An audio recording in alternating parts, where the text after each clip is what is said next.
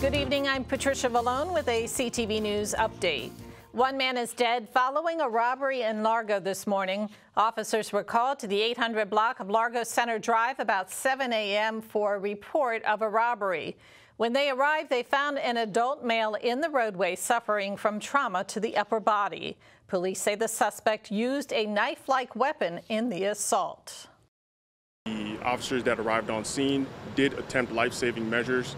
The victim was transported to a local area hospital where unfortunately he was pronounced dead. It's an ongoing investigation. We're working to develop suspects and a motive in this case. If anyone was in the area this morning, again around 7 o'clock a.m. in the 800 block of Largo Center Drive, and saw or heard anything, we just encourage you to give us a call at 1-866-411-TIPS.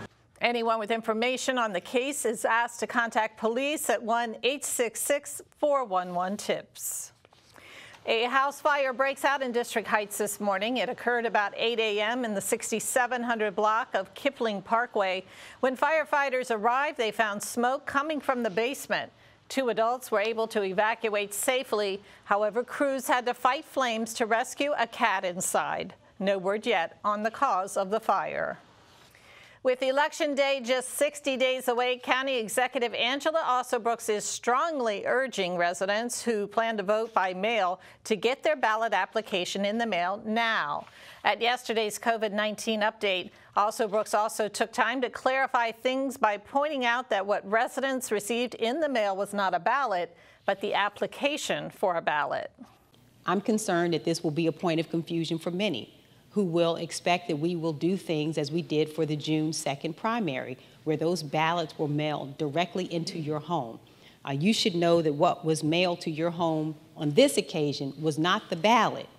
This time, what the state decided to do was to mail to you the ballot application, and it is critically important that you understand the difference between that.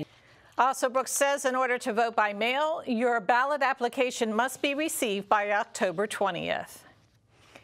The Maryland Department of Health reports more than 800 new COVID-19 cases today. This brings the total number of confirmed cases in the state to more than 110,000. Hospitalization rates have increased over the last 24 hours with 13 new cases.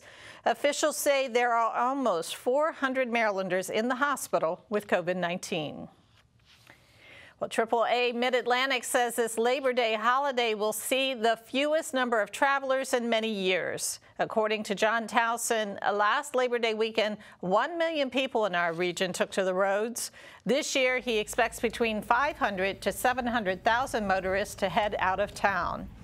The lower numbers are being attributed to fears over COVID-19. Townsend says most travelers are taking family road trips as opposed to flying or using other modes of transportation. This is a good time to travel. Gas prices are almost 40 cents cheaper than they were at this time last year.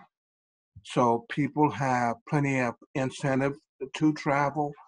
They are heeding the warning from health officials to maintain social distancing and to avoid the mistakes made over the Memorial Day weekend and the 4th of July holiday travel period by crowding into places without any respect to social distancing or safety protocols. National parks, which provide plenty of open space, top the list of destinations most AAA members are asking about. One of our area's most dangerous highways is the scene of a second fatal pedestrian accident this week. It happened at about 10:40 last night on Indian Head Highway in Oxon Hill. Police say the victim was not in the crosswalk at the time. The driver remained on the scene. The deadly accident follows one on Monday night when a woman was struck and killed on Route 210. Last night's incident remains under investigation. AAA honors the heroism of a Montgomery County 6th grader. Cortland Graham today was awarded the 2020 Life-Saving Medal for saving the life of a toddler. Graham was working as a safety patrol last January at Strawberry Knoll Elementary when she noticed a youngster running near the parents' drop-off area. Graham left her post and caught the toddler before stepping off the curb and into the road. Officials say Graham's swift actions prevented the toddler from being struck by a Dodge pickup. She is one of 4 students in the nation to receive this award for the 2019 to 2020 school year.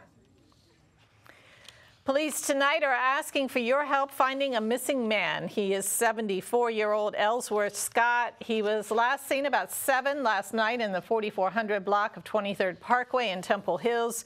Police say he's about 5 feet 6 inches tall and weighs about 170 pounds.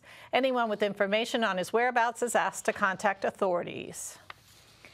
A Prince George's police officer has been indicted by a grand jury on attempted sexual assault charges. 36-year-old Corporal Brian Newcomer was arrested in July after a woman told state police about the alleged incident. Newcomer, who is being held without bond, is charged with attempted second-degree rape, assault, and false imprisonment, among other charges.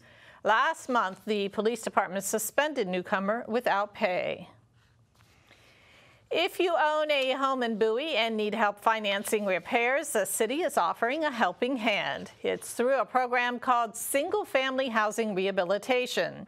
Under the program, low and moderate income families can make energy-efficient improvements and receive up to $10,000 in assistance. Improvements such as roofing, siding, insulation, and HVAC systems are eligible. There's a lot of need out there. We tend to run this program in cohorts, so we'll get 10 to 15 applicants, and once we have those people confirmed as being eligible and that their projects fit within what the grant can do, then we close the program while we are able to get those projects off the ground. Then we reopen it for new applicants. So this is a program that we've had for several years now, but we were just able to reopen for another cohort of applicants. And the program is currently accepting applications. For more information, contact the City of Bowie. For those in and around Laurel, you may be interested in a new virtual tour of the city's Main Street. The tour will take you to 5 locations along the historic route where you'll discover answers that you enter into an app. I had an opportunity to create one of these, and my first thought was to do it around Laurel. I've been around Laurel a long time, and figure I would start on Main Street. It would be easy to do as it's a walking tour, and it's designed so that you can easily walk between all the stages. It'd be about a mile or so total. It's an opportunity to maybe learn a little bit about something they might not know, even if it is their hometown. I learned a little bit more information, particularly about a Civil War era hospital on Main Street. That I'd heard something about it before, but I didn't really know as much as I even did discovering and working on this. So just a chance to learn something new about the area. To get the Adventure Lab app, you need to create a free account at labs.geocaching.com. The virtual tour was created with the help of the Laurel Historical Society and the Laurel History Boys. As the fall election approaches, you can go back in time and take a look at the 19th and 15th Amendments at the Maryland Historical Society's museum. The site is hosting a new virtual exhibit called Forgotten Fight: The Struggle for Voting Rights in Maryland. Here are some images of the show.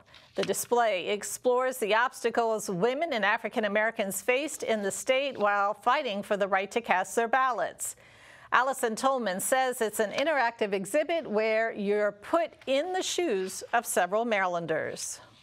You're assigned a voter ID, one of many different people, and you go through this timeline learning about the road for suffrage. You know, it's 150 years since the 15th Amendment. African Americans get the right to vote. And it's 100 years since women got the right to vote, the 19th Amendment. So we really focus on those two narratives, and you can follow the paths of people going, and you can learn how those weren't exactly the end. And the new exhibit will be up on the museum's new website on September 9th. To check it out, you can visit mdhistory.org. Councilmember Danielle Glaros will distribute boxes of frozen meals to District 3 seniors and disabled residents on Wednesday, September 16th and the 30th. Residents can pick up the meals from 9:30 to 11 a.m.